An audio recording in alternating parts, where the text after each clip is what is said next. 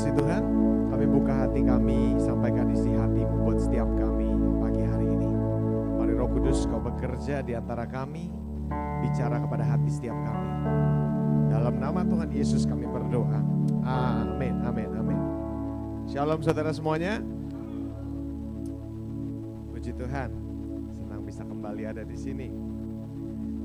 Saya masih akan melanjutkan apa yang saya mulai bulan lalu karena terhalang begitu banyak pelayanan dan sebagainya, tidak bisa diselesaikan bulan lalu. Jadi saya akan lanjutkan pengajaran mengenai kitab Yakobus di bulan ini. Boleh tampilkan slide yang sudah saya siapkan, Ton? Gimana kabarnya saudara? Puji Tuhan, puji Tuhan. Hari ini saya punya judul mendekat kepada Allah. Kita masih melanjutkan pembahasan kitab Yakobus. Saya ulang sedikit bahwa surat Yakobus adalah surat dari pendeta Yakobus kepada jemaat gembalaannya, ya. Jadi ini tulisan dari seseorang yang sangat mengenal jemaatnya, dan ini memang ditujukan khusus untuk jemaatnya dengan tema utama dari kitab ini, yaitu menjadi dewasa, ya. Dan saya percaya setiap kita perlu mendengarkan khotbah dari pendeta Yakobus ini mengenai kedewasaan rohani, ya. Karena saya sampaikan di minggu pertama bahwa yang seringkali orang Kristen sering minta adalah mujizat dan terobosan. Sesungguhnya yang kita butuhkan sebagai orang Kristen bukanlah mujizat atau terobosan, ya. Bukan artinya itu salah. Tetapi kalau kita hanya mengandalkan hidup dari mujizat kepada mujizat, saudara, maka dalam waktu beberapa minggu setelah Anda dapat mujizat, Anda akan perlu mujizat lagi, gitu ya. Sedangkan Yakobus berkata, yang kamu perlukan bukan mujizat, tetapi hikmat. Yang kita perlukan adalah supaya kita bertambah dewasa. Sama-sama katakan menjadi dewasa. Ya, hari ini kita lanjutkan di Yakobus pasal 4, ya. 3 minggu kemarin Yakobus 1, 2, 3. Hari ini saya mau melanjutkan di Yakobus pasal 4 dan minggu depan kita tutup di Yakobus pasal 5, ya. Yakobus pasal 4 saya sudah siapkan slide-nya, saudara boleh baca bersama saya. Boleh baca bersama saya. Sebelum itu saya mau kasih pengertian bahwa dalam kitab Yakobus ini disebut surat Amsal Perjanjian Baru, ya. Karena dalam surat Yakobus ini Anda akan temukan begitu banyak prinsip hidup yang tidak lazim, atau saya bilang uncommon. Tuhan memanggil kita untuk menghidupi sebuah hidup yang uncommon. Jadi jangan mau sama seperti dunia, ya. Jangan mau punya prinsip yang sama seperti dunia. Ya, itu kurang lebih yang disampaikan oleh kitab Yakobus, ya. Kalau Anda mau hidup dewasa di dalam Tuhan, maka Anda harus siap hidup berbeda dari dunia. Atau boleh dikatakan kalau Anda mau hidup dewasa dalam rohani kita, maka Anda harus siap dibilang aneh oleh orang dunia. Karena firman Tuhan berkata, apa yang merupakan hikmat bagi Tuhan merupakan kebodohan bagi dunia, kita katanya, ya. Jadi apa yang merupakan prinsip kebenaran sebagai orang Kristen seringkali dianggap bodoh oleh orang dunia. Jadi saya mau bilang saudara, sebagai orang Kristen kalau kita sungguh-sungguh mau jadi dewasa, Anda harus siap untuk hidup tidak lazim. Tetapi saya mau bilang justru kehidupan yang tidak lazim itu yang akan membuat Anda menonjol. Betul nggak saudara? Kalau Anda ada dalam sebuah ruangan dan semua orang tingginya sama dengan Anda, maka Anda tenggelam. Kurang lebih tidak terlihat. Tetapi kalau tinggi Anda sekitar berapa senti di atas saja, Anda sudah menonjol di antara yang lain. Kenapa? Karena paling berbeda. Nah, makanya sebagai orang Kristen juga sebenarnya kita ini punya sebuah hak untuk, bukan hak ya, kalau saya bilang punya sebuah, ya hak sih, untuk bisa hidup berbeda dari orang dunia. Kita ini punya sebuah hak, punya benefit ya, keuntungan. Punya sebuah keuntungan di mana Anda bisa hidup menonjol dari orang dunia ini. Kalau Anda bekerja dalam sebuah perusahaan, sebagai orang Kristen harusnya bosmu bisa melihat Anda berbeda dari pekerja lainnya. Bukan karena kita cari muka, bukan. Tetapi karena roh yang ada di dalam diri kita berbeda. Ya, saudara, itulah saya bilang kita perlu sekali belajar kitab Yakobus. Karena ketika kita bertambah dewasa, maka orang dunia bisa melihat sesungguhnya hidup kita ini berbeda dari hidup orang dunia, ya. Sekali lagi, hidup Anda dipanggil untuk berbeda. Katakan sama-sama, kamu dipanggil untuk hidup berbeda. Ya. Kemarin saya baca cerita lucu ya. Ada orang tulis begini, bukan tulis sih tapi bilang begini. Saudara jangan takut, nama Yesus di atas segalanya. Amin, amin. Kalau Anda punya penyakit apapun, nama Yesus di atas segala nama penyakit itu. Gitu kan? Amin. Kalau Anda punya sakit mah, nama Yesus lebih besar. Amin. Kalau Anda punya darah tinggi, jangan khawatir, darah Yesus lebih tinggi. Salah ngomong dia ternyata. Oke saudara, intermezzo aja saudara. Kita baca Yakobus 4 hari ini. Yakobus 4 ayatnya agak panjang sampai ayat 8, kita akan baca sama-sama saudara. Yakobus 4 ayat 1 sampai 8. Dari slide yang saya siapkan aja karena saya pakai terjemahan Passion Translation. Boleh ya kita sama-sama baca 1, 2, 3. Apakah yang menyebabkan konflik dan perdebatan di antara sesama kita?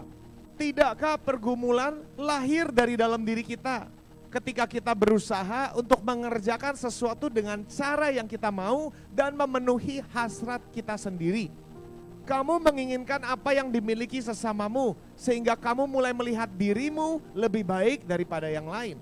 Kamu merencanakan perencanaan yang penuh dengan iri dan jahat. Dan setiap kali kamu tidak mendapat yang kamu inginkan, itu karena kamu tidak memintanya kepada Allah. Ya, saudara, di ayat 1 sampai 2 ini Yakobus sebenarnya menjelaskan bahwa konflik, perdebatan, pergumulan itu lahir dari dalam diri kita sendiri. Ya. Dan itu bukan sebuah masalah karena Anda nggak mungkin hidup tanpa pencobaan. Anda tidak mungkin hidup tanpa pergumulan. Ya.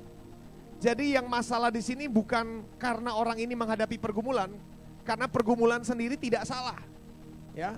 Tetapi yang masalah di sini adalah pergumulan mereka tidak mereka bawa kepada Allah. Kamu tidak menerima apapun karena kamu tidak memintanya kepada Allah. Ya, lalu dilanjutkan di ayat ketiga dikatakan ketika ada juga dari kamu minta, ketika kamu meminta, kamu juga tidak menerimanya karena kamu memintanya dengan motif yang jahat, yang hanya mencari hal yang memuaskan keinginan egoismu. Kamu telah berzina dalam roh yang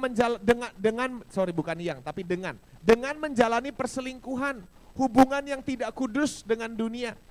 Tidakkah kamu sadar bahwa kompromi dengan hal nilai dunia memposisikanmu dalam posisi yang bertentangan dengan Allah?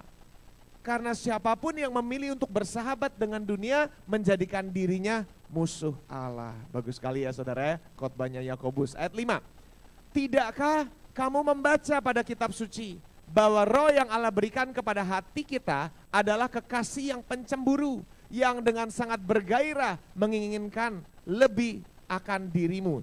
Saudara lanjutkan baca, izinkan saya minum. Namun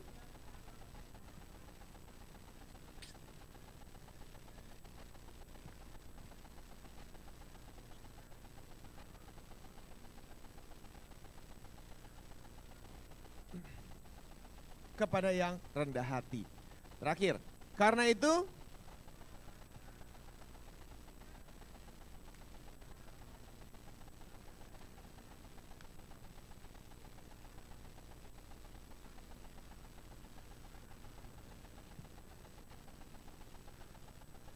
kamu membersihkan hidupmu, hai pendosa, jaga hatimu untuk tetap tulus dan terhindar dari keraguan-raguan. Nah ini saudara, menurut saya Yakobus sebenarnya berkhotbah sangat kuat di ayat-ayat yang baru saja kita baca. Saudara, intinya Yakobus mengatakan banyak pergumulan kita menjadi masalah karena pergumulan kita tidak kita bawa kepada Tuhan. Tapi di ayat 3 dikatakan ada juga yang minta kepada Tuhan tapi tidak kunjung menerima apa yang didoakannya. Kenapa? Karena Yakobus bilang motivasinya salah. Kamu menginginkan hal yang jahat dikatakan, ya. Mereka minta hanya yang bisa membawa kepada mereka kesenangan. Kalau saya bilang ini tipe yang ditegur oleh Yakobus adalah tipe Kristen buffet. Saudara pernah makan buffet enggak? Kan buffet AYCE ya. Tahu AYCE singkatan apa? All you can eat. Ya. Ya, kalau kita baca di buffet kan intinya makan semaumu, makan yang kamu mau, makan sesukamu gitu kan ya. Ya itu kan slogannya buffet gitu kan, makan yang kamu mau. Nah, sedihnya banyak orang Kristen juga menghidupi kekristenannya dengan slogan ini. Hanya menghidupi yang saya mau. hanya memakan yang saya mau. Tetapi saudara, saya mau bilang kalau Anda mau jadi orang Kristen dewasa, Anda harus makan semua yang disediakan di Alkitab. Anda tidak bisa pilih pengajaran yang Anda suka saja. Anda tidak bisa pilih khotbah-khotbah yang Anda suka saja. Anda tidak bisa pilih prinsip-prinsip rohani yang Anda suka saja, yang sesuai dengan jalanmu saja. Yang tidak Anda sukai, Anda tidak ambil. Yang tidak Anda sukai, Anda sisihkan. Yang Anda tidak sukai, Anda pura-pura tidak terdapat dalam Alkitab. Saudara, hal seperti ini menunjukkan ketidakdewasaan seseorang. Kalau Anda mau dewasa dalam roh, ya Yakobus bilang, kamu gak bisa minta yang kamu mau saja. Kamu gak bisa makan yang kamu mau saja. Semua yang Yesus ajarkan itu sebuah prinsip yang harus kita hidupi. Bilang kanan kiri, harus kamu hidupi. Amin, saudara. Nah ini, saudara, jangan menjadi Kristen buffet. Sekali lagi bilang, jangan jadi Kristen buffet. Amin. Nah ini judul saya hari ini, mendekat kepada Allah. Ya, mendekat kepada Allah. Saudara akan temukan bahwa Yakobus ini semuanya dari ayat 1 sampai 8 dan semuanya sebenarnya di belakang-belakang. Itu sebenarnya di pasal 4 ini sangat berurusan dengan motif hati kita. Ya. Yakobus pasal 4 ini sangat berbicara mengenai pentingnya kita memiliki motif hati yang benar di hadapan Tuhan. Nah ini tentu tidak populer. Karena berurusan dengan hati, kita semua ini seringkali ditipu sama hati kita sendiri. Ya, kalau Yehezkiel apa Yeremia saya lupa atau Yesaya berkata bahwa hati kita ini jahat. Jangan mau percaya sama hati kita, katanya gitu. Dulu saya pernah khotbahkan ini, lalu ada anak youth tersinggung. Jadi maksud lo hati gue jahat? Saya bilang bukan hati kamu saja jahat, hati saya juga jahat. Begitu kata Alkitab. Saudara. Ya, saudara, Alkitab berkata bahwa hati kita ini penuh dengan penipuan, deceit. Ya, bahkan kita aja suka tertipu dengan hati kita sendiri. Kita suka tertipu karena biasanya yang jahat itu diselimuti dengan hal-hal yang berkedok rohani. Atau hal-hal yang berkedok mulia. Saudara, berapa banyak dari kita tanpa sadar mau melakukan perbuatan-perbuatan baik dan amal. Sesungguhnya perbuatan baik yang kita lakukan bukan untuk kebaikan orang itu saja. Tetapi perbuatan baik yang kita buat di dalamnya masuk motivasi hati kita yang mau terlihat baik sama orang lain, betul apa tidak? Wah saya bagi-bagi makanan kak, saya nggak ada masalah dengan itu. Tetapi sadari bahwa hati kita ini bisa menipu. Ya. Jadi saudara di sini Yakobus sangat berurusan dengan motivasi hati. Dan saya mau bilang, tanpa Anda mendekat kepada Allah, hatimu tidak akan pernah bisa pulih, bukan pulih, tapi tidak akan pernah bisa didapati kudus gitu loh saudara. Keinginan hati kita semua ini jahat. Kalau kita tidak mendekat kepada Allah, saudara, yang keluar hanya sesuatu yang mencemarkan, bahkan kalau itu perbuatan baik sekalipun. Saudara. Yakobus berkata bahwa hati kita ini bermain peran sekali di dalam kepengikutan akan Tuhan. Ya, saya pernah dengar orang bilang kalau Anda mau jadi hamba Tuhan modalmu cuma satu. Ya, kalau Anda mau jadi hamba Tuhan modalmu bukan pandai bicara, bukan. Karena banyak orang seperti saya sebenarnya awalnya tidak pandai bicara. Saya ini gugup kalau di depan banyak orang. Jadi modal hamba Tuhan itu sebenarnya bukan pandai bicara. Modal hamba Tuhan juga bukan pintar secara teologis, bukan, karena banyak hamba Tuhan juga gak pinter-pinter banget teologisnya gitu kan. Jadi modal hamba Tuhan tuh cuma satu, apa? Hati. Dan saya bilang sebenarnya bukan cuma hamba Tuhan, semua orang Kristen modalnya cuma satu. Kalau kamu mau hidup berkenan di hadapan Tuhan, mau hidup makin dekat dengan Allah, sebenarnya cuma satu tolak ukurnya. Hati kita bisa dipercaya atau tidak. Ya. Hati kita ini menjadi hati yang mau dibentuk oleh Roh Kudus, atau hati kita sudah begitu kaku dengan prinsip dan kebenaran kita sendiri yang tidak bisa dirubah oleh siapapun. Hati kita ini masih bisa seperti aliran air yang kata firman Tuhan di Amsal, dialirkan kemanapun Raja mau, atau hati kita sudah begitu keras dengan kebenaran diri kita sendiri, dengan prinsip yang sudah biasa kita hidupi sendiri. Saudara, ini penting sekali. Makanya di Amsal juga ada ayat terkenal yang berkata, jagalah hatimu dengan segala kewaspadaan, sebab dari situlah terpancar kehidupan. Entahkah hidup kita memancarkan hidup aliran air yang pahit atau aliran air yang membawa kehidupan, itu bergantung pada masalah hati. Ya. Jadi Yakobus berkata bahwa ini penting sekali. Ya. Dan Anda akan temukan dalam kitab Yakobus ini, Yakobus banyak sekali menghubungkan bahwa hubunganmu dengan Tuhan itu bisa dinilai melalui hubunganmu dengan sesama. Jangan tertipu oleh orang yang mengaku dekat dengan Tuhan tetapi memperlakukan sesamanya seperti kotoran. Jangan mau tertipu dengan hamba Tuhan yang mengaku bisa dengar suara Tuhan, tetapi memperlakukan keluarganya sendiri dengan cara yang tidak baik. Karena Yakobus berkata bahwa kedekatanmu dengan Tuhan bisa diukur melalui kedekatanmu dengan sesama. Seberapa baiknya, seberapa sehatnya hubunganmu dengan Tuhan bisa dinilai dengan cara kamu memperlakukan keluargamu, cara kamu memperlakukan anak-anakmu, cara kamu memperlakukan sesamamu. Dan itu sebenarnya merupakan kabar baik juga, karena kalau kamu hari ini merasa bahwa hubunganmu dengan sesama tidak sehat, maka yang harus kamu perbaiki pertama-tama bukan sikap hatimu, bukan ini, bukan itu, tetapi hubunganmu dengan Allah. Karena Yakobus berkata kalau hubunganmu dengan Allah sehat, hubunganmu dengan sesama pasti sehat. Ya. Anda jangan, saudara jangan kita nih tertipu dengan hamba Tuhan yang bisa dengar ini, bisa dengar itu. Saudara saya mau bilang Tuhan tidak pernah menarik karunia yang sudah Dia berikan kepada orang. Jadi karunia tidak ada hubungan dengan karakter, saudara. Ya. Yang Anda perlu lihat bukan tanda-tanda yang menyertai orang itu. Yang perlu Anda lihat cuma satu, adakah kasih dalam hidup orang itu terhadap sesamanya. Karena itu yang paling besar kata Paulus. Dan inilah yang terbesar, inilah yang terpenting. Iman, pengharapan, dan kasih. Dan yang paling penting dari semua itu adalah kasih. Ya. Yakobus berkata bahwa hidup ini, Anda akan baca di pasal 4 ini, hidup itu tidak bisa dibagi-bagi arealnya. Gak bisa, oh ini keluarga adalah urusan hidup keluarga gue sendiri. Gak ada hubungannya dengan hidup gue di gereja. Gak bisa. Hidup kita gak bisa Anda bagi-bagi, gak bisa Anda sekat-sekat. Oh saya kalau di kerjaan pribadinya seperti ini.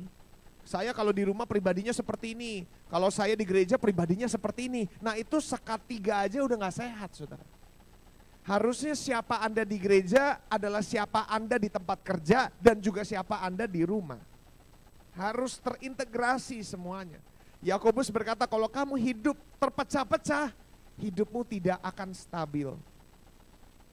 Gitu kata Yakobus, ya. Dewasa berarti tidak hanya melihat Yesus dalam beberapa areal saja. Banyak dari kita bisa melihat hidup kita ada Tuhan kalau kita di gereja. Tetapi kita tidak bisa melihat Yesus sebagai Tuhan kalau kita di tempat kerja. Makanya di tempat kerja omongan binatang semuanya keluar. Karena kita merasa Yesus tidak ada beserta kita di tempat kerja. Coba kalau di gereja berani ngomong kotor. Ya kan? Orang gereja kan lucu-lucu ya. Kalau di gereja kudus, berkedok malaikat. Mau ngerokok aja harus ke depan. Ya, seakan-akan Yesus gak lihat kalau di depan, kan saudara. Ya padahal Yakobus bilang kalau kamu mau jadi dewasa, hidup yang seperti itu gak bisa. Harusnya sama di semua areal. Seakan-akan Yesus ada di sampingmu kemanapun kamu berada. Di tempat kerja kita gak kompromi, integritas kita tidak semahal 100 atau 200 ribu. Kenapa kita lakukan itu? Karena saya tahu Tuhan ada di samping saya ketika saya bekerja. Kenapa saya tidak mau menggosipin bos saya? Kenapa saya tidak mau memaki-maki bos saya di belakang? Karena walaupun bos saya tidak dengar, tapi Yesus di sebelah saya dengar. Nah itu hidup yang terintegrasi dengan Yesus, saudara. Itu hidup yang dewasa, kemanapun kamu pergi, kamu menyadari Yesus di sebelahmu. Kenapa banyak dari kita jatuh dalam dosa berkali-kali? Karena kita merasa Yesus gak ikut ke tempat-tempat gelap yang kita sedang tuju. Saudara, itu kesalahan besar. Ya. Yakobus berkata, Anda mau dewasa, Anda harus melihat Yesus dalam setiap areal kehidupan kamu. Tidak bisa disekat-sekat, tidak bisa dipisah-pisah. Nah itu sebenarnya konsep utama dari Yakobus pasal 4. Tapi kita akan baca pelan-pelan ya. Karena saya bilang kita penting sekali untuk menjadi orang Kristen dewasa. Supaya apa? Supaya Anda tidak cuma jadi orang Kristen yang nanti akan masuk surga. Tapi orang Kristen yang dewasa sesungguhnya. Dan ini kerinduan saya. Mungkin sepertinya agak sedikit, nanti Anda akan merasa khotbah ini sedikit tusuk-tusuk kalian atau mungkin sekedar singgung-singgung gitu kan ya. Karena memang bahasa Yakobus keras sekali untuk jemaatnya dan ini yang saya khotbahkan. Bukan buat Anda saja, tapi buat saya juga. Sama-sama kita dengarkan khotbah Yakobus, amin saudara ya. Dan kalau sampai Anda merasa hatimu tersinggung, saudara sadarilah bahwa itu hal yang baik. Karena kebenaran itu akan selalu menyinggung Anda sebelum itu merubah Anda. Ya. Saya berdoa biar Roh Kudus sendiri yang bicara kepada kita hari ini. Amin saudara. Ada 3 hal yang saya mau bahas melalui Yakobus pasal 4 ayat 1-8 yang kita baca. Yang pertama, sadari bahwa masalah yang kita punya adalah masalah spiritual. Ya, Yakobus pasal 4 ayat 1-2 berkata, apa sih yang menyebabkan konflik dan perdebatan di antara kita? Dari mana sih munculnya pergumulan batin kita? Ya, Yakobus berkata, ini semua muncul dari dalam diri kita sendiri. Dari apa? Dari mana? Dari hati kita yang merencanakan iri dan jahat. Nah tentu ini berbeda dengan banyak pengajaran karismatik. Selalu orang kita di gereja zaman sekarang, di gereja terutama gereja-gereja karismatik mengatakan bahwa kalau kamu punya pergumulan itu serangan. Itu dari iblis. Kalau keluargamu lagi berantakan itu serangan iblis gitu kan. Kalau hidup keuanganmu lagi morat-marit itu serangan iblis gitu kan. Kalau hidupmu lagi penuh dengan kegelisahan itu serangan iblis gitu. Nah Yakobus sama sekali tidak membahas adanya serangan iblis. Saya nggak bilang bahwa serangan iblis tidak ada. Tetapi saya hanya mau mengutip apa yang Yakobus katakan bahwa sebagian besar, kalau Yakobus bahkan seluruhnya. Kalau saya menurut saya mungkin ada persentase kecil di mana itu adalah serangan menurut saya. Tapi menurut saya itu persentasinya kecil sekali. Mungkin 0,01% menurut saya ya. Tapi kalau menurut Yakobus malah lebih ekstrim. Yakobus berkata semua perdebatan, pergejolakan jiwa dalam diri kita itu asalnya bukan dari serangan iblis.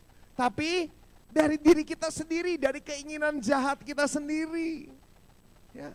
Dari kedegilan hati kita yang berkecamuk mencoba untuk melawan perintah Allah. Dari sini semua muncul perdebatan kita. Kenapa hidup kita menderita? Kenapa hidup kita menyedihkan? Semuanya bersumber dari satu kata Yakobus, dari dalam diri kita sendiri. Ya. Saudara sadari bahwa setiap kita ada dalam peperangan yang konstan, pergumulan yang konstan, yang terus menerus. Mau Anda jadi orang Kristen yang baik atau tidak baik sekalipun saudara, setiap kita manusia hidup dalam pergumulan.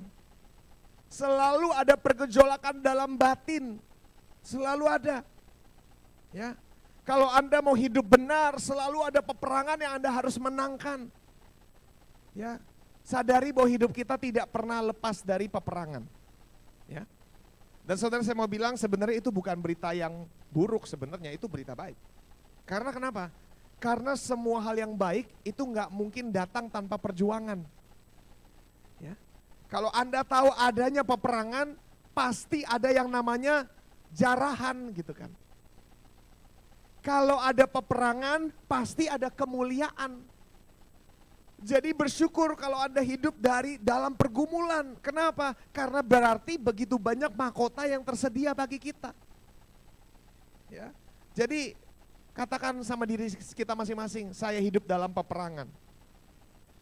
Nah sekarang kan pertanyaannya itu menurut saya hidup dalam pergumulan atau hidup dalam peperangan menurut saya itu bukan sebuah perdebatan lagi. Kita semua yakin dan menyadari kita hidup senantiasa dalam peperangan. Pertanyaan saya hari ini, peperangan melawan siapa?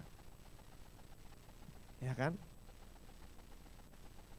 Kalau Yakobus berkata bahwa peperangan dalam diri kita ini bukan melawan orang lain atau bukan melawan iblis, tetapi daging kita sendiri, hawa nafsu kita sendiri. Ini dari kata Yakobus. Tentu ini jangan disamakan dengan konteks Efesus mengenai peperangan rohani ya.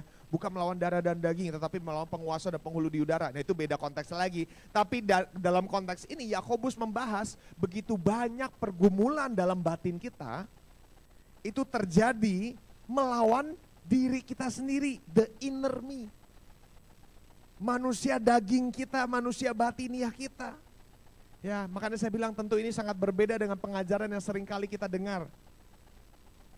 Kalau paling gampang sebenarnya kan pengajaran ya udah semua yang buruk ini datangnya dari iblis.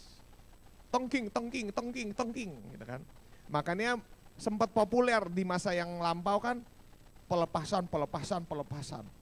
Saya ada ikatan ekonomi nih, cari pelepasan. Saya terikat pornografi, cari pelepasan. Ntar jatuh lagi, cari pelepasan lagi, ya kan? Mereka bukan berharap, mereka percaya bahwa sekali orang ditumpang tangan, kelepek, pelepasan, terus tiba-tiba sembuh. Terus tiba-tiba berubah seluruhnya. Saya tidak anti pelepasan, tetapi menurut Yakobus hal seperti ini tidak terjadi. Ayo coba saudara semua kan pasti orang Kristen sudah cukup lama ya. Pernah nggak ikut pelepasan ibadah pelepasan? Nah kalau Anda ikut ibadah pelepasan, apakah benar-benar itu melepaskan Anda selamanya? Begitu banyak kejadian orang udah dilepasin jatuh lagi. Berapa banyak saya dengar kesaksian orang yang kecanduan narkoba, kecanduan pornografi, lari ke altar call ketika ditumpang tangan pelepasan. Balik-balik seminggu, 2 minggu, 3 minggu kemudian jatuh lagi, itu pornografi. Kenapa itu bisa terjadi? Karena kadang-kadang kita lupa bahwa daging itu bukan harus dilepaskan tapi disalib. Yesus bilang kalau kamu mau ikut aku, pelepasan setiap hari. Enggak kan? Kalau kamu mau ikut aku, pikul salib, sangkal diri setiap hari. Saudara. Karena kenapa? Banyak pergumulan dalam diri kita bukan ada untuk dilepaskan oleh pendeta-pendeta. Yakobus bilang yang kamu perlu bukan pelepasan, tetapi menundukkan diri di hadapan Tuhan. Ini yang saya bilang saudara. Yang kita butuhkan bukan pelepasan diri, tetapi penundukan diri di bawah firman Tuhan. Yang kita butuhkan bukan orang berurapan lalu doa tumpang tangan, wah, manifestasi keluar gitu kan. Saudara boleh Anda alami itu. Selama setelah Anda mengalami itu, Anda menundukkan diri di bawah firman Tuhan. Tetapi kalau setelah Anda pelepasan, lalu Anda tidak menundukkan hidupmu di bawah firman Tuhan, sama aja bohong. Ya kan ada ayat yang sebenarnya berkata, kamu dilepaskan satu iblis, terus kosong, datang 7 kali lipat, pesta dugem-dugem di tempat kamu, lebih parah. Ya kan? Itu kan juga ayatnya kan sebenarnya kan. Jadi bagaimana yang benar? Menurut saya gini loh saudara, Anda, ini kepercayaan saya, sebalik lagi, maaf kalau terkesan saya seperti anti pelepasan. Tidak ada masalah dengan pelepasan, gak masalah. Tapi yang paling penting menurut saya, banyak orang pelepasan dan menganggap itu tujuan akhir. Pelepasan adalah awal, yang Anda perlukan adalah penundukan diri. Ya. Kalau kepercayaan saya begini saudara, saya tahu banyak dari kita punya ikatan-ikatan tertentu yang tidak bisa dilepaskan begitu saja setelah Anda lahir baru. Saya paham hal itu, karena saya juga alami. Tapi keyakinan saya dan pengalaman saya, semakin Anda mendekat kepada Allah, Anda tidak perlu cari pelepasan-pelepasan. Semakin Anda masuk dalam kedalaman dengan Allah, itu akan terlepas dengan sendirinya. Dan menurut saya cara itu lebih sehat daripada Anda paksa iblis untuk lepasin kamu. Karena detik Anda lepasin dan kosong, balik lagi 7 kali lipat. Tetapi kalau Anda mendalam dengan Tuhan, itu seperti jiwamu yang tadinya dihuni satu iblis, mendadak sekarang dihuni oleh banyak malaikat, lama-lama dia gak betah, dia pergi sendiri. Jadi ketika dia balik lagi itu gak bakal kosong. Kenapa? Karena kamu sudah mendalam dengan Allah. Dan itu saya alami, begitu banyak orang mengalami itu. semakin Anda dekat dengan Allah, hal yang sekarang mengikatmu bisa lepas dengan sendirinya. Dan itu adalah pelepasan dengan jalur yang lebih sehat. Dibandingkan Anda paksa iblis, pelepasan, setelah dia lepas, baik lagi kosong. Lebih cilaka. Ya. Jadi apa yang harus dilakukan?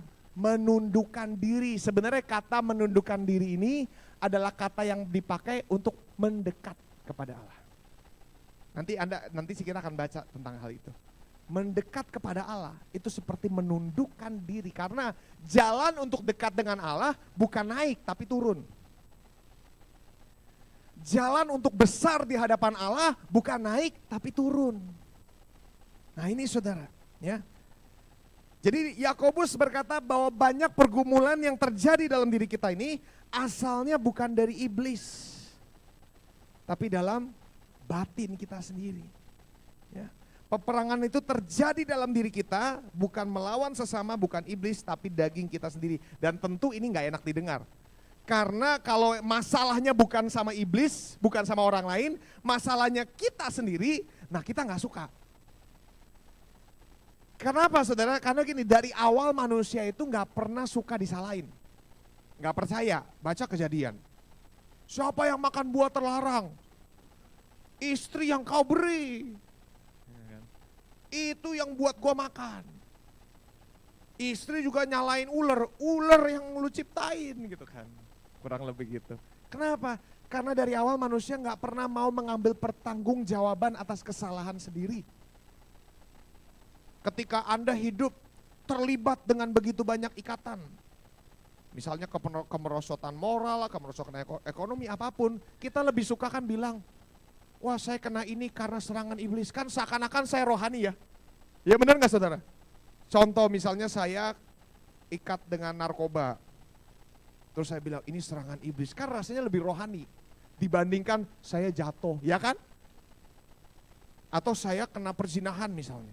Lebih enak saya diserang, digoda iblis daripada gua yang gak bisa jaga diri gua sendiri, gua jatuh, ya kan? Kita terikat dengan utang, saya diserang iblis, itu kan lebih rohani dibandingkan kita mengambil tanggung jawab. Iya ini bodohnya saya sendiri, ya kan? Ayo. Dikit-dikit serangan supaya kelihatan rohani, karena kan kalau orang penting baru diserang, ya kan? Kan pemikiran karismatik gitu kan, makin lu tinggi di hadapan Tuhan makin lu diserang, iblisnya makin besar gitu kan. Nah itu kan pemikiran membentuk kita pikir kalau gua gak diserang-serang berarti gua gak dianggap sama iblis nih, kurang ajar dia. Ya kan gitu kan. Nah ini saudara, ini pemikiran yang ngaco menurut saya. Karena Yakobus bilang tidak demikian dari manusia. Memang kenapa pengajaran seperti itu bisa keluar? Karena dasarnya manusia tidak mau mengambil tanggung jawab atas kesalahan yang dia buat. Tidak mau own their mistake. Dari awal memang begitu saudara. Ya. Kenapa mudah untuk kita mencari kesalahan orang lain? Betul gak sih? Lebih gampang buat kita lihat salahnya orang di mana dibandingkan lihat salah kita di mana. Ayo. Susah melihat salah kita di mana, gampang karena mata kita ini tidak diciptakan untuk melihat diri sendiri. Saya melihat Anda jauh lebih banyak daripada saya melihat diri saya sendiri. Jadi untuk saya menilai Anda itu lebih mudah jauh dibandingkan saya menilai diri saya sendiri. Memang begitu, saudara. Ya. Jadi dari awal manusia nggak mau mengambil tanggung jawab akan kesalahannya. Makanya sampai hari ini yang paling sulit dilakukan oleh manusia, bahkan mereka yang pemimpin sekalipun, apa sih? Mengakui kesalahan. Mengakui kesalahan itu bukan hal yang mudah. Ya. Lebih orang lebih suka gua ngakuin tapi gua nggak mau ngomong, tapi gua lakukan dengan perbuatan. Ya. Sederhananya gini, karena egonya tinggi, tidak mau manusia mengakui kesalahan tuh nggak mau, susah. Ya. Nah ini saudara, ini godaan manusia dari sejak semula. Tidak mau mengambil tanggung jawab atas pergumulan sendiri. Tidak mau. Jadi saya mau bilang kalau Anda mau dewasa, tahap pertama adalah mengakui bahwa semua yang saya alami ini asalnya dari diri saya sendiri. Menyadari itu adalah awal dari pemulihan. Serius. Karena godaan terbesar adalah bukan saya.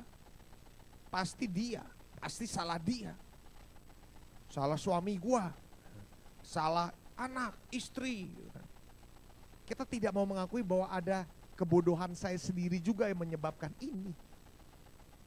Dan Tuhan gak mau ngurusin kanan kiri, Tuhan mau ngurusinnya kamu. Ya.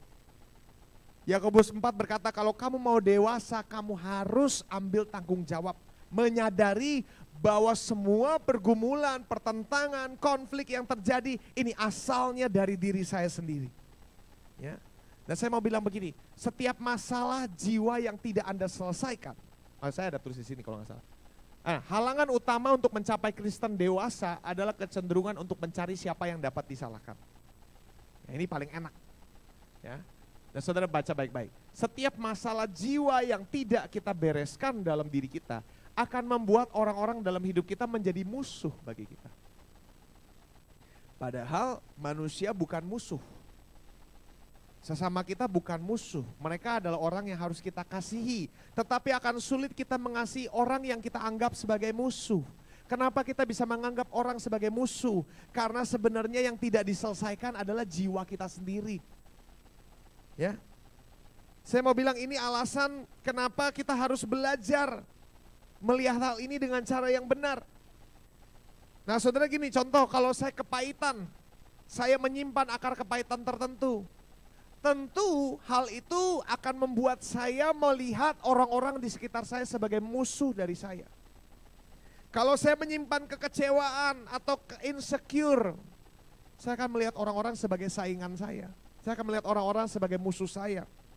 Ya, betul nggak saudara? Cepat apa lambat itu pasti terjadi. Kenapa? Permasalahannya bukan mereka, tapi jiwa kita yang tidak utuh. Permasalahannya adalah kita ini nggak utuh, makanya kita jadi mencari kambing hitam, cari kesalahan orang lain lagi. Ini masalahnya saudara. Ya, masalah jiwa yang tidak kita bereskan akan membuat orang-orang menjadi musuh. Sulit untuk mengasihi mereka. Makanya Yesus bilang, perintah utama tuh kan ada 2, tapi kalau menurut saya ada 3 dari bahasanya Yesus. Kasihilah Tuhan Allahmu, kasihilah sesamamu seperti kamu mengasihi diri sendiri. Jadi mengasihi sesama itu dimulai dari mengasihi diri sendiri. Kalau Anda tidak belajar mengasihi diri sendiri, Anda tidak mungkin bisa mengasihi sesama. Karena level kamu mengasihi sesama itu bergantung sama level kamu mengasihi dirimu sendiri. Orang yang tidak bisa mengasihi diri sendiri, tidak bisa belajar mencintai the way God created us, akan melihat manusia lain saingan. Kalau kamu sendiri tidak bisa bahagia dengan bagaimana Tuhan ciptakan kamu, tidak bisa mengalami kepuasan dari bagaimana kamu menghidupi hidupmu sekarang, kamu tidak bisa melihat manusia sebagai orang yang harus Anda kasihi. Kamu akan melihat mereka sebagai saingan saya. Karena kamu gak utuh, betul gak saudara? Coba Anda renungkan hal itu. Anda jadi mudah baper, Anda jadi takut gimana ya, sensitif gitu kan orangnya kan. Maksud dia apa ya, maksud dia apa. Kenapa dia begini, kenapa dia begitu. Simple, karena kita gak utuh. Ya. Saya menyadari hal ini saudara. Contoh saya, ya gimana ya. Saya ini tumbuh besar dengan kasih yang tidak utuh. Ya dari orang tua saya. Ya. Dari kecil mama saya sering bilang, yang favorit dia adalah koko saya yang pertama. Itu anak kesayangan saya, itu anak kesayangan saya. Itu tuh sering di khotbahnya, ya. Pokoknya itu sering, mama ini anggur termanis, sering ngomong begitu. Nah itu awalnya tidak masalah buat saya. Tapi ketika saya menyadari itu mempengaruhi seluruh aspek hidup saya. Koko saya kan kemarin balik tuh 3 bulan balik ke Indonesia. Setiap hari nitip anak ke mama saya. Tiap hari mama saya sampai gak pelayanan jagain anak. Saya gak bakal berani nitip anak saya ke mama saya. Gak berani. Gak berani asli karena saya bukan apa ya, saya gak bisa gitu loh. Saya gak mau ngerepotin mama. Nah kelihatannya saya yang baik kan. Bukan masalah baik apa gak baik. Masalahnya koko saya sama mama saya tuh utuh. Jiwa dia tuh utuh. Saya takut ditolak. Betul nggak? Kalau kita mau jujur, bukan masalah saya baik, saya lebih baik dari koko saya, bukan. Masalahnya saya punya kepahitan atau kekecewaan atau ketertolakan yang belum saya bereskan. Sehingga saya sadar saya nggak berani titip ke mama saya. Kalau ke mertua saya nggak masalah.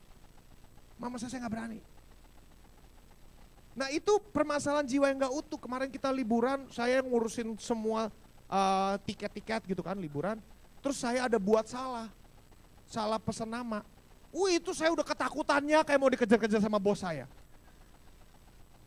Padahal saya anak loh. Bener nggak? Masalahnya di mana? Jiwa yang nggak utuh. Sederhananya begitu. Jiwa yang nggak utuh akan membuat hidup kita tuh nggak stabil.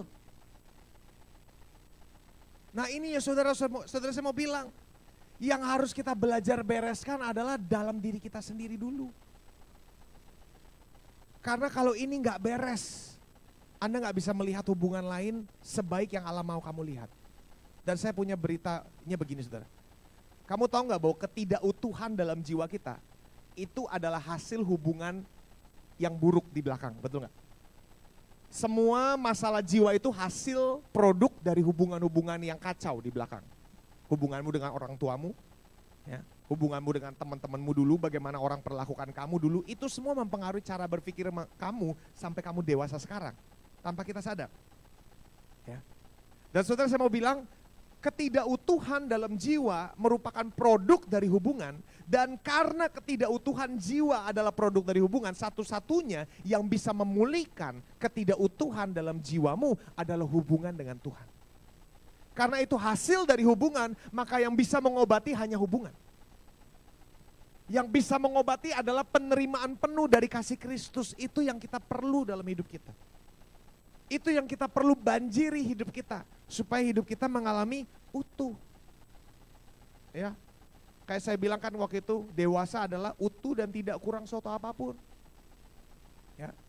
Dan sebenarnya saudara, permasalahan ini pernah dibahas oleh Yakobus di pasal 1, tapi kita nggak sempat bahas kemarin 3 minggu yang lalu. Tapi izinkan saya baca sedikit. Yakobus 1 ayat 14-16, saudara baca sama-sama. Sebaliknya, keinginan dan pikiran masing-masing kitalah yang menyeret kita ke dalam kejahatan dan membuat kita terpuruk ke dalam kegelapan. Keinginan yang jahat melahirkan pencobaan yang jahat.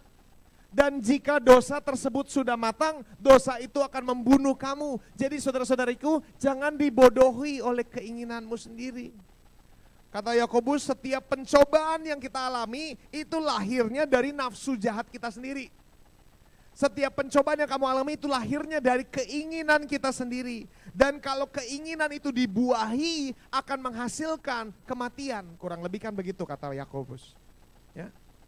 Jadi cobaan sendiri tidak dosa sebenarnya, karena nggak mungkin Anda hidup tanpa pencobaan, itu nggak mungkin. Yesus saja Tuhan kita hidup dicobai, betul ya. Jadi kalau Tuhan aja dicobai, Anda nggak mungkin nggak dicobai, ya.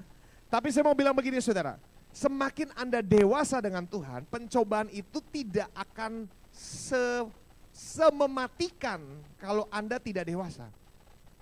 Maksud saya begini. Kan Yakobus bilang pencobaan itu lahirnya dari nafsu dan keinginan kita sendiri. Ya, coba Anda renungkan, Yesus dicobai oleh 3 hal. Apa sih yang pertama? Roti. Rubah batu ini jadi roti. Kenapa Yesus bisa dicobai mengenai roti? Karena Yesus dalam keadaan lapar. Ada keinginan untuk mau makan. Muncul keinginan, datang pencobaan. Paham ya? Lalu kedua kan dicobai apa? Ditaruh di tempat kedua apa ya? Di tempat tinggi yang turun, betul ya. Lu lompat ke bawah, membuktikan lu sebagai Tuhan. Kenapa itu bisa muncul pencobaannya? Karena Yesus memang adalah Tuhan yang menjadi manusia. Ada keinginan untuk dimuliakan. Karena dia adalah Tuhan. Makanya dia dicobai. Saudara paham ya? Bukannya Yesus salah, tapi memang keinginan itu ada. Makanya yang terakhir, semua ini gue berikan kepada lu, asal lu sembah gue. Kenapa dicobai seperti itu? Karena dia adalah Tuhan. Ada keinginan untuk disembah. Ada keinginan untuk dimuliakan. Karena dia adalah Tuhan. Cobaan datang. Saudara paham ya? Bukannya salah, tidak.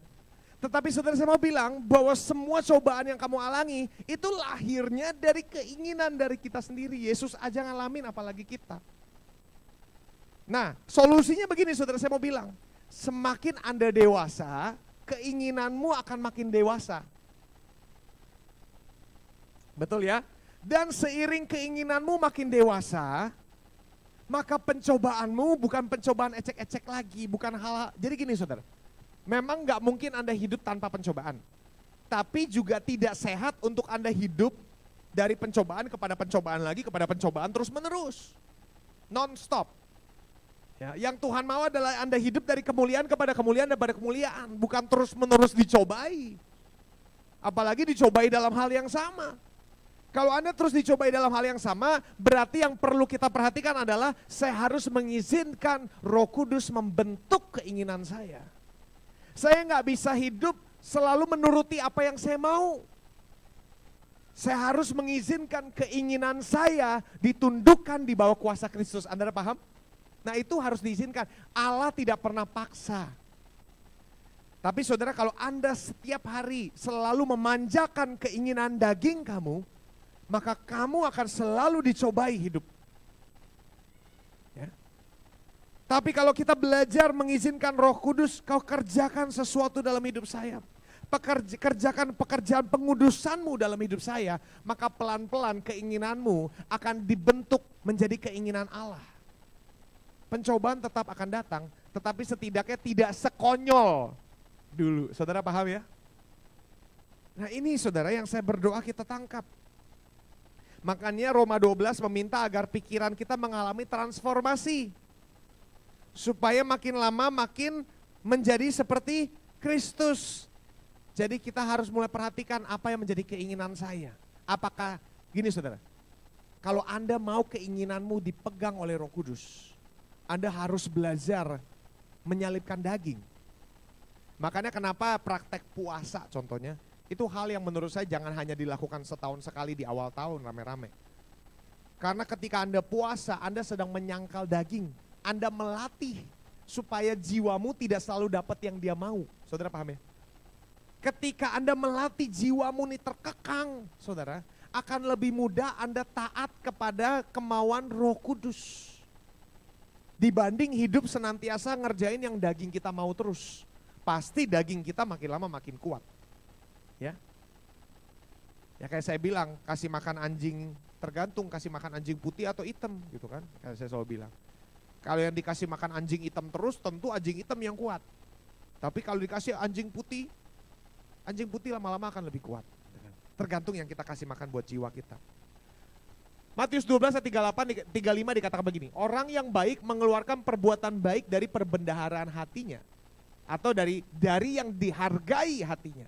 Dan orang jahat mengeluarkan perbuatan jahat dari perbendaharaan hatinya atau dari yang dihargai hatinya. Treasure, your heart treasure, yang ditreasure oleh hatimu. Jadi gini, kalau hatimu menyukai yang baik, yang keluar pasti baik. Tapi kalau hatimu menyukai yang jahat, yang keluar pasti jahat. Jadi tergantung apa yang kamu hargai. Ya, kemana waktu yang kita paling banyak investasikan? Kamu paling banyak investasikan waktu untuk memberi daging kita, makan daging kita, atau kasih makan roh kita? Apa kebiasaan yang sering kita lakukan? Intinya gini saudara, semua benih yang masuk pasti tumbuh. Betul nggak? Kalau kamu kasih makan yang daging terus menerus, dagingmu akan tumbuh. Ini bukan berarti sekarang kita semua sekarang jadi rahib gitu kan. Sama-sama hidup sakral gitu kan. Enggak begitu. Tetapi setidak-tidaknya awasi apa yang menjadi konsumsi jiwa kita setiap harinya. Jangan terlalu banyak gitu. Ya. Ada keseimbangan. Ya kalau misalnya urusan dengan Tuhan, biasa kita ingat Tuhan cuma 5 menit satu hari. Ya susah. Cuma 5 menit kamu kasih makan rohmu. Ya kan? Tapi kalau hidupmu Anda coba sedemikian rupa supaya Roh Kudus yang memanggil alih dalam hidupmu, maka hidupmu akan bertambah, rohmu akan bertambah dewasa. Amin? Ya, itu yang pertama. Dengan cepat saudara. Yang kedua, Allah sedekat yang kita inginkan. Ya. Yakobus 4 ayat 78 berkata, dekatkanlah hatimu semakin dekat dengan Allah dan Allah akan menjadi makin dekat dengan kamu. Nah ini ayatnya terjemahannya lebih tepat dibanding mendekat kepada Allah maka Allah akan mendekat kepada kamu. Karena itu seakan-akan kalau lu dekat baru Tuhan mau dekat gitu kan. Tapi sebenarnya gini, kamu memutuskan untuk mendekat kepada Allah maka Allah akan menjadi makin dekat. Intinya gini, bagi saya Pak Joni nggak terlalu dekat, gitu loh. Tapi dia ada dari tadi di sana. Saya yang perlu mendekat. Ketika saya mendekat, dia menjadi makin dekat buat saya, gitu loh. Paham ya saudara? Dia jadi makin mendekat. Jadi Allah besar dan tidak bisa dirubah kebesarannya. Tetapi Allah akan menjadi lebih besar kalau kamu mendekat kepada Allah. Ya, kalau dari jauh Allah akan terlihat kecil. Tapi apakah Allah kecil? Tidak. Hanya karena jarakmu jauh dari Allah, kamu melihat dia kecil. Tapi kalau kamu mulai mendekat kepada Allah, kamu akan mulai melihat bahwa Allah itu besar. Semakin dekat dengan Allah, semakin Anda menyadari kebesarannya. Semakin dekat dengan Allah, semakin akan menyadari kekuasaannya. Jadi putuskan hidup untuk mendekat kepada Allah. Nah saudara, kedalaman hubunganmu dengan Allah itu bergantung pada kemauanmu untuk mendekat kepada Allah. Tidak ada yang bisa memutuskan sedalam apa hubunganmu dengan Allah. Hanya kamu sendiri yang bisa putuskan. Suamimu gak bisa, istrimu gak bisa, pendetamu gak bisa, gak bisa. Kita sendiri yang memutuskan kamu mau sedalam apa dengan Allah. Dan itu keluar dari kehausan dan kerinduan kita untuk berkata, Tuhan aku mau Engkau lagi dalam hidup saya. Dan saudara kalau kita bahas tentang Yakobus tadi kan kita Yakobus 4 itu menjelaskan begitu banyak kebobrokan dalam hati manusia. Bahwa hati manusia itu jelek minta ampun. Semua pencobaan itu asalnya dari kejahatan hati manusia. Dan di sini solusinya sebenarnya di ayat 7 sampai 8 ini. Kalau kamu mau ya untuk tidak hidup dalam natur jahat yang seperti itu, mendekat kepada Allah. Ini solusinya, mendekat kepada Allah. Nah saudara, Mazmur 34 ayat 4 berkata begini, slide berikutnya tolong. Nah, aku telah mencari Tuhan lalu ia menjawab aku dan melepaskan aku dari segala kegentaranku. Saudara, mencari Allah lebih berkaitan dengan arah. Nih, mencari Allah lebih berbicara mengenai hati yang terarah kepada Tuhan, bukan perbuatan-perbuatan ritual agama. Biasa kalau kita bahas mencari Tuhan, bayangan kita apa? Oh, gue harus doa baca Alkitab. Sebenarnya mencari Tuhan di Alkitab tidak pernah membahas mengenai perbuatan. Kalau Anda baca dari akar katanya sendiri mencari Tuhan, itu lebih berbicara soal hati yang terarah kepada Allah. Artinya bukan bicara soal perbuatan, bukan arti gini. Di dalam hati yang terarah ada baca Alkitab. Di dalam hati yang terarah ada ritual kegiatan di mana kita berdoa. Tetapi Anda tidak bisa mendefinisikan berdoa dan membaca Alkitab sebagai mencari Allah. Karena banyak orang Kristen, udah cari Tuhan belum? Udah tadi pagi. Maksud dia udah doa, udah baca Alkitab. Ya kan? Sebab mencari Tuhan adalah postur hati. Setiap harimu, 24 jammu, ketika Anda bekerja, ketika Anda masak, ketika Anda ngepel. Bisa nggak Anda mencari Tuhan sambil ngepel? Bisa. Karena bukan bicara soal perbuatan. Hatimu terarah kepada Tuhan, hatimu berkomunikasi dengan Tuhan. Bisa nggak Anda nyetir sambil mencari Tuhan? Bisa. Karena mencari lebih bicara soal posisi dibandingkan perbuatan. Ini yang kita tanamkan dalam hati kita. Karena itu berserahlah atau tundukkan dirimu kepada Allah. Yakobus bilang di ayat 7. Tundukkan di bawah, kalau bahasa Indonesia gimana sih? Tundukkanlah dirimu kepada Allah, lawanlah iblis maka ia lari daripadamu. Memang kata mendekat, berserah ini menggunakan kata yang sama dengan menundukkan. Artinya gini, posisi yang rendah, to submit kalau bahasa Inggrisnya. To submit. Jadi mencari Allah bicara soal hati yang submit kepada pemerintahan Allah. Tunduk kepada Allah, rendahkanlah dirimu kepada keinginan Allah, misi Allah, panggilan Allah dalam hidup kamu. Makanya dulu kita sering dengar, kita harus hidup terus-menerus dalam pertobatan. Betul ya saudara? Nah pertobatan bukan bicara soal hanya menangis-nangis. Tetapi pertobatan bicara soal memutar arah hidup. Bukan hanya sekadar berhenti melakukan sesuatu. Saya tulis di sini, nggak ada di sini deh. Ya, pertobatan bukan hanya berhenti melakukan sesuatu, tetapi mulai mencari seseorang. Nah, orang yang bertobat bukan hanya orang bertobat bukan berarti begini. Oh, orang itu udah nggak ngerokok lagi, orang itu udah nggak dosa lagi. Bertobat esensinya bukan itu, bukan berhenti melakukan perbuatan-perbuatan jahat. Itu langka. Karena pertobatan artinya begini, berhenti melakukan perbuatan dan mulai mencari seseorang. Jadi berhenti berorientasi pada perbuatan dan mulai berorientasi kepada sikap hati yang terarah kepada Tuhan. Itu pertobatan. Ya. Jadi balik lagi saya ingatkan, Allah sedekat yang kita inginkan. Karena itu putuskan setiap hari untuk berkata, Tuhan aku mau mendekat kepada Engkau setiap harinya. Aku mau mencari Allah. Kalau Anda mau hidup dewasa setiap pagi, mulai dengan keinginan Tuhan, aku mau hari ini lebih dekat dengan Engkau. Sekedar begitu saudara. Lalu Anda jalani hidup hari-harimu dengan hati yang terus-menerus usahakan untuk terarah kepada Allah. Ingat kepada Allah, diatur oleh Allah. Minta Roh Kudus tuntun saya, Roh Kudus beri saya hikmat.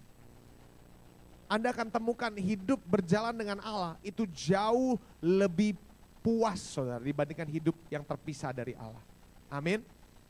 Yang terakhir, Yesus adalah Allah atas segala sesuatunya. Nah, dikatakan namun pastikan ya, bukan sekedar hanya mau mendekat kepada Allah, tetapi Yakobus kasih peringatan terakhir. Pastikan untuk kamu membersihkan hidupmu. Artinya gini, Yesus harus jadi Tuhan di seluruh areal hidup kita. Saudara pernah gak sih kalau Anda punya tamu undangan yang datang ke rumahmu, biasanya di rumahmu pasti ada satu ruangan yang tidak boleh dimasukin tamu. Bukan karena itu gak rapi, tapi karena berantakannya minta ampun malu gitu kan, kita tutup. Ya kan? Bukan cuma karena itu personal, tapi biasanya kalau ada tamu, semua barang-barang kita masukin ke satu ruangan. Wah itu udah kayak apa deh, wah masukin blok gitu, yang penting cepet gitu kan. Nah ruangan itu gak boleh dimasukin. Bukan karena itu privacy, tapi saking kotornya malu gitu kan. Nah dengan Tuhan Anda tidak bisa memperlakukan Yesus seperti itu. Yesus kalau Anda mau jadikan Allah atas segalanya, dia harus menjadi Allah yang diizinkan masuk ke ruangan yang paling kotor sekalipun. Gak bisa ada pintu tertutup dalam hidupmu terhadap Yesus, gak bisa. Antara dia adalah Allah atas segalanya atau dia bukan Allah atas segalanya sama sekali. Kalau dia benar-benar adalah Allah atas segalanya, izinkan dia benar-benar menjadi Allah atas seluruh aspek hidup kamu, baik yang paling kotor sekalipun, baik yang paling najis sekalipun. Ya. Harus jadikan Allah sebagai Tuhan, ini engkau Allah yang berdaulat. Yakobus bilang hidup yang terpecah-pecah akan menjadi hidup yang tidak stabil. Ini saya lupa ada nggak di sini ya? Yakobus 1 ayat 7-8. Ketika hatimu mendua dan terombang-ambing oleh angin, kamu tidak stabil. Dapatkah kamu mengharapkan menerima apapun dari Allah jika kamu dalam kondisi yang terombang-ambing? Ini bukan artinya Tuhan gak mau kasih kamu. Tapi saudara bayangkan kalau hidupmu lagi ada dalam, saudara pernah gak sih, itu kan di mall-mall suka ada yang, apa sih alat refleksi yang goyang-goyang, pernah gak sih? Yang geter-geter. Coba Anda pegangin mangkok, terus saya kasih air, wah itu mangkok udah gak ada yang bisa Anda terima, betul gak saudara? Kenapa? Hidupmu gak stabil. Gak percaya? Coba misalnya Anda besok ke Dufan, naik kora-kora sambil makan Indomie. Kalau Anda bisa gak tumpah, luar biasa gitu kan. Coba aja gitu, kalau gak Anda naik Halilintar tuh sambil makan Indomie. Nah. Kenapa gak bisa? Karena gak stabil. Bukannya Tuhan gak mau kasih, tapi gimana tuh kamu bisa terima kalau hidupmu tidak stabil. Ini hidup yang terpecah-pecah kata Yakobus. Terombang ambing. Hidup yang tidak terintegritas. Terintegritas maksudnya terhubung. Ya, tidak satu akan membuat kehidupanmu kacau balau. Kalau saya boleh bilang, hidup yang seperti itu akan membuat Anda setiap hari hidup dalam belas kasihan hidup. Kan gak enak hidup dalam belas kasihan orang gitu kan. Apalagi hidup dalam belas kasihan hidup. Kalau hidup lagi baik, puji Tuhan. Kalau hidup lagi buruk, apes. Anda tidak hidup dalam belas kasihan Allah, tapi dalam belas kasihan hidup. Menurut saya itu adalah hidup yang sangat-sangat menderita. Miserable. Ya. Jadi putuskan hari ini, Allah menjadi Allah atas semuanya, atau tidak usah sama sekali. Ya. Saya tutup dengan perumpamaan begini saudara. Kemarin kalau di depan apartemen saya, tempat tinggal saya, itu ada taman anjing. Orang-orang suka datang bawa anjing. Saya nggak suka anjing. Saya nggak suka anjing. Tapi banyak orang mencintai anjing. Ya, saya nggak ada masalah dengan itu. Tapi saya lihat kadang-kadang suka ngelihat anjing lagi diajak jalan sama tuannya gitu kan. Saudara, saya perhatikan begini, ada anjing yang nggak pernah jalan pakai leash. Tahu leash gak sih saudara? Apa sih namanya? Tali ya? Tali ya kan? Ya kan buat jalan biar keren gitu kan. Saya dulu pernah punya anjing saya nggak bisa jalan pakai tali. Udah tali langsung larinya saya mesti udah gitu kan. Pernah gak sih kayak gitu? Wah udah kayak, wah gue mati-matian deh. Tuh anjing juga mati-matian. Saudara bener gak sih? Anjing yang nggak biasa jalan begitu, pengen larinya cepet-cepet kan, pengen keluar dari tali saya, akibatnya dia menderita, saya juga menderita, bener gak sih? Saya mati-matian pegangin dia ya kan, ya pernah lihat kan anjing gitu kan? Kan blow on ya saudara, maksudnya lu bego banget sih, dia jalan pelan-pelan, kalau lu jalan pelan-pelan, kan lu nggak, kan? Kadang-kadang saya pikir anjing itu blow on gitu kan, udah tahu ada tali, masih aja paksa, kalau bisa sampai gitu kan. Anda lihat anjing yang jalan kayak gitu, makanya saya nggak pernah mau jalan sama anjing lagi. Kenapa? Anjing saya malu-maluin. Kalau saya jalan sama dia waktu itu dulu, udah kayak orang nggak pernah ngelepasin anjing gitu kan. Makanya saya nggak mau, saya nggak mau punya anjing lagi dulu gitu kan. Tapi anjing saya dulu golden, gede gitu kan, dulu pas di rumah mama. Nah saudara, sebenarnya kan jalan seperti itu membuat anjing itu tersiksa ya. Betul nggak sih? Tersiksa kan nggak nyaman. Menurut saya seperti itu loh hidup kamu. Kalau kamu tidak menundukkan diri di hadapan Tuhan. Orang dunia akan ngelihat kamu ketawa. Kenapa? Karena lu jalan. Makanya saya bilang hidup yang tidak dekat dengan Allah itu hidup kekristenan yang menderita. Karena hidupmu kayak, kenapa? Berusaha bebas dari firman Tuhan, tetapi firman Tuhan terus paksa kamu karena Allah tidak akan pernah melepaskan kamu. Kamu akan terus ditarik oleh Allah sekali kamu sudah memberikan hidup untuk Kristus. Allah tidak akan melepaskan kamu. Jadi artinya apa? Ya kayak anjing tadi aja tuh. Allah gak akan lepasin kamu, tapi hidupmu menderita. Kenapa? Karena belas kasihan Allah. Allah gak mau lepasin kamu, dia lepasin kamu, kamu mati. Jadi dia gak akan lepasin kamu, tapi hidupmu terus-menerus menderita. Tarik-tarik gitu. Kenapa? Karena ingin memuaskan daging, tetapi perintah Allah sedang menjaga hidup kamu. Akibatnya hidup kamu menderita. Nah makanya saya bilang, anjing saya juga akhirnya gak mau lagi jalan sama saya. Karena setiap jalan sama saya dia menderita. Pada akhirnya begitu, makanya gini saudara. Sederhananya gini, semakin itu anjing dekat sama saya, semakin dia nyantai jalannya. Kita bisa lari bareng, yang dia perlukan hanya menjaga langkahnya sederap dengan saya. Nah itu, semakin jauh, semakin tegang talinya. Hidup kita juga begitu. Semakin kamu jauh dari Allah, kamu menghidupi kekristenan kamu tarik-tarikan dengan hukum Allah. Karena Allah gak akan pernah lepaskan kamu, itu aja. Tapi kamu yang hidupnya menderita. Kalau kamu mau belajar mencintai berjalan dengan Tuhan, jalan dekat-dekat sama dia. Serius. Semakin saya mau bilang gini saudara, semakin Anda dekat dengan Allah, semakin Anda mencintai jalan dengan Tuhan. Jalan dengan Tuhan menjadi menyenangkan kalau kamu dekat-dekat dengan Tuhan. Tapi kalau kamu jauh-jauh, aduh udah saudara, itu udah jadi bahan tertawaan dunia. Karena orang lihat lu dunia banget, enggak. Rohani juga enggak, gue bingung gitu kan. Lu manusia bukan, gitu kan, ya berarti gitu kan. Iblis juga bukan, bingung gue gitu kan. Nah saudara, nah ini saudara, jadi pas sebenarnya putuskan hidup kamu mau menjauh, tapi menderita atau mendekat dan kamu mulai mencintai hukum-hukum Allah. Udah pasti. Ketika kamu berjalan dekat dengan Allah, kamu bisa berkata seperti Daud, hukum-hukum Allah adalah kesukaan saya. Dekat dengan Allah, jangan jauh. Amin saudara. Mari saudara, saya jemput kita bangkit berdiri, kita berdoa.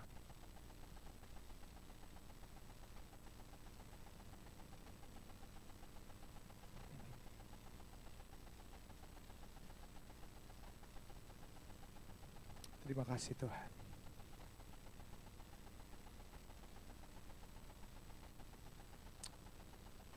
Mari saudara ambil waktu berbicara dengan Allah. Setiap kita berhadapan dengan Tuhan.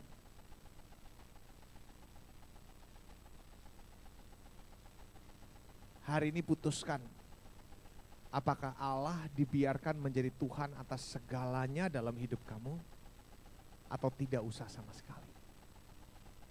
Karena hidupmu akan menderita berjauhan dengan Allah, mencoba melawan kehendak Allah, mencoba melawan perintah Allah, adalah kehidupan kekristenan yang menderita. Putuskan hari ini untuk mendekat kepada Allah, maka Allah akan makin dekat bagi kamu. Putuskan untuk berkata, Tuhan, aku mau hidupku dan seluruh aspeknya berarah kepada Engkau. Aku mau mendekat kepadamu, Tuhan. Itu kerinduan kami, dekat dengan Engkau. Itu hasrat kami, dekat dengan Engkau. Ingatkan kami karena suatu hari kami harus pulang, Tuhan. Bumi tempat kami menghidupi hidup kami bukan tempat tinggal selama-lamanya. Suatu hari kami harus pulang. Dan izinkan kami untuk menghidupi sebuah kehidupan sedemikian rupa, sehingga kami mencerminkan siapa Engkau dalam hidup kami yang sementara ini. Karena suatu hari kami harus pulang. Suatu hari kami akan memandang wajah-Mu, dan disitulah genap seluruh hasrat keinginan hati kami. Izinkan ajar kami Tuhan untuk menghidupi hidup kami dengan sudut pandang kekekalan. Menyadari bahwa suatu hari kami harus pulang. Kami harus memberi pertanggungjawaban atas hidup seperti apa yang kami hidupi di dunia ini. Kami berdoa Tuhan supaya kami menjadi dewasa. Kami gak mau hidup menderita jauh daripada Engkau selama kami menjadi orang Kristen. Tapi kami mau belajar untuk hidup mendekat kepada Allah. Ini keputusan kami pagi hari ini. Kalau saudara hari ini berkata, aku mau mendekat kepada Allah. Saudara, saya boleh ajak Anda angkat tangan tinggi-tinggi di hadapan Tuhan. Tinggi-tinggi di hadapan Tuhan. Mari saudara, Anda boleh berdoa sama Tuhan. Anda katakan, Tuhan, aku mau mendekat kepada Engkau. Bawa aku lebih dekat dari di mana aku ada sekarang ini. Aku gak mau hidup sekedar status quo. Aku gak mau hidup hanya sekedar menjadi orang Kristen yang nanti akan masuk surga. Tapi aku mau hidup mendekat kepada Allah. Mendekat kepada Allah. Engkaulah tujuan hati kami. Engkaulah kekasih hati kami. Engkaulah dambaan hati kami. Kami berdoa Tuhan, agar hati kami makin mencintai Engkau. Kami berdoa agar kami makin mencintai berjalan dengan Engkau. Kami mau mendekat kepada Allah. Kami gak mau jauh dari perintah-Mu Tuhan.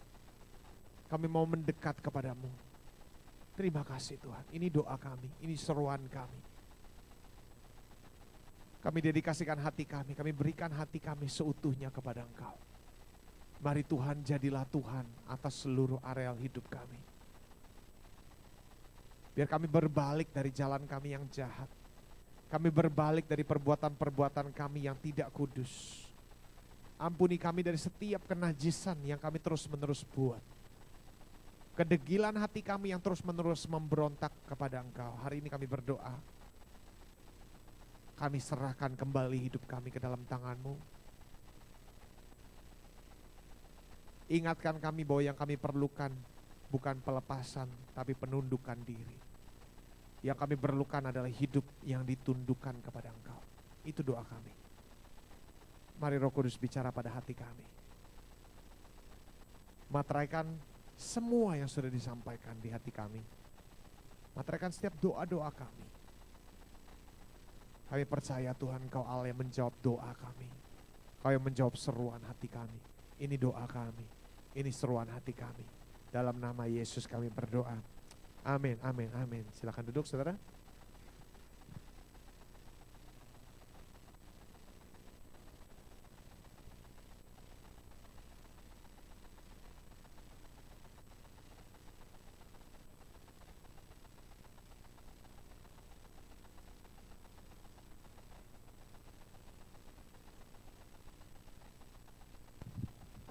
Baik, saudara, saya ajak kita untuk mempersiapkan persembahan kita.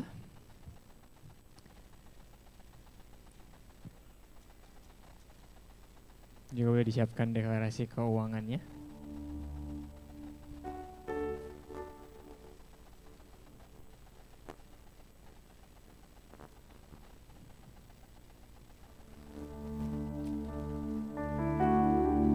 Baik, yang sudah siap saya ajak kita untuk bangkit berdiri dan mengangkat persembahannya.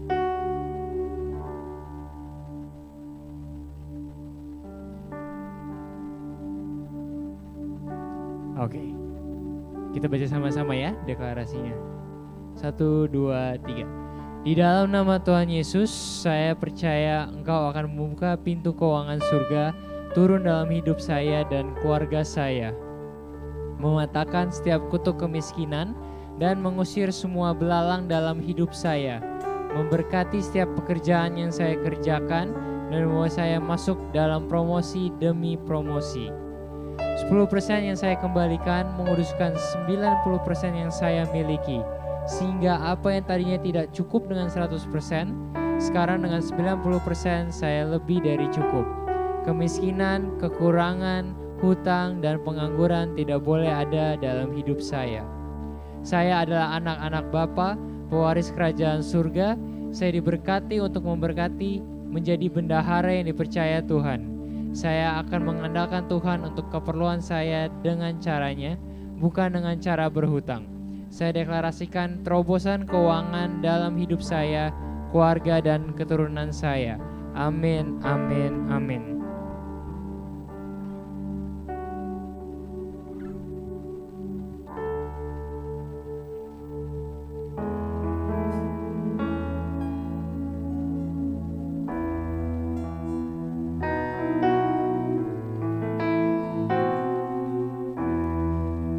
Selalu bersyukur sebab cintamu padaku takkan pernah berubah. Hatiku percaya walau bumi bergoncang, gunung-gunung beranjak, namun kasih setiamu tak pergi dariku. Ku mau selalu bersyukur sebab cintamu padaku takkan pernah berubah. Hatiku percaya walau bumi bergoncang, gunung-gunung beranjak, namun kasih setiamu tak pergi dariku. Setiamu tak pergi dariku, kasih setiamu tak pergi dariku.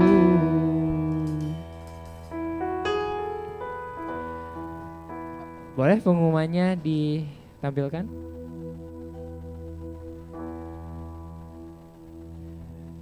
Ibadah minggu depan akan dilayani oleh Pastor Christian Effendi lagi. Tanggal 16 sampai 7, tanggal 23 Juli. Oke, selanjutnya. Kemudian untuk kokas, setiap hari Rabu jam 7 malam di bawah, di gedung ini, di gereja ini. Setiap hari Rabu jam 7 malam. Kemudian untuk komblom. Semangat banget Antonio ya. Kemudian untuk Komsel Youth, setiap hari Sabtu jam 3:30 sore. Iya, itu dia komsel, ada 2 komsel di gereja ini. Kemudian selanjutnya, untuk ibadah wanita Charis Woman diadakan setiap hari Sabtu jam 3. Jadi untuk ibu-ibu yang mungkin gak ada aktivitas sorenya bisa bergabung di ibadah Charis Woman jam 3 sore setiap hari Sabtu. Kemudian ibadah youth, ibadah anak muda setiap hari Sabtu juga jam 6:30 kita mulai sampai jam 8:30. 8:30 sampai jam 9 setiap hari Sabtu. Kemudian untuk pertemuan pelayan di hari Jumat tanggal 28 Juli. Jadi masih 2 minggu lagi. Jam 7 malam. Untuk baptisan juga ada, boleh daftar ke siapa? Asher, oke, silakan untuk yang mau daftar untuk baptisan bisa daftar ke Asher. Ada pengumuman lagi, Ko Lukas?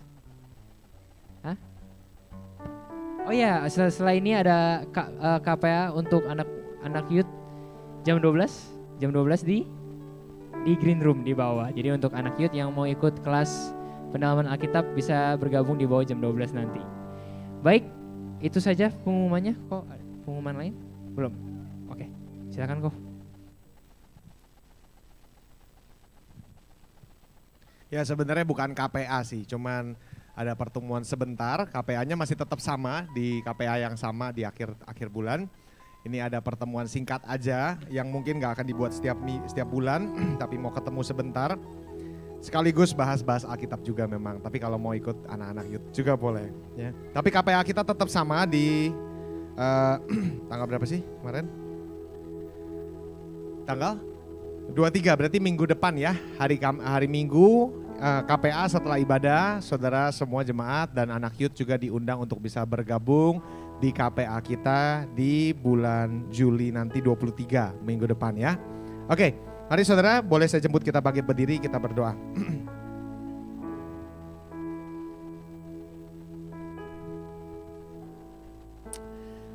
Mari angkat kedua tanganmu. Bapakku, lepaskan berkat yang terbaik turun dalam hidup setiap kami jemaat JKI Providensia. Diberkatilah pekerjaanmu, bidang studimu, kesehatanmu, keluargamu, biar apapun yang dikerjakan oleh tanganmu berhasil. Bapak, kami berdoa hari-hari ini Tuhan, buat kami punya sebuah kehidupan yang makin mendekat kepada Engkau, makin dewasa di dalam Engkau, supaya kami menghasilkan buah-buah yang orang bisa nikmati di sekeliling kami. Terima kasih, aku lepaskan berkat yang terbaik, berkenanan Allah menyertai setiap kami. Dalam nama Tuhan Yesus kami berdoa. Amin, amin, amin. Selamat hari Minggu, Tuhan berkati.